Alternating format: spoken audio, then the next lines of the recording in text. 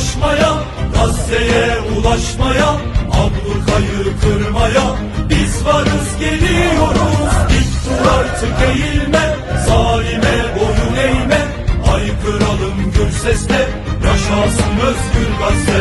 Denizleri aşmaya, Gazze'ye ulaşmaya, ablukayı kırmaya biz varız, geliyoruz. Dik dur artık, eğilme, zalime boyun eğme, haykıralım gür sesle, yaşasın özgür Gazze.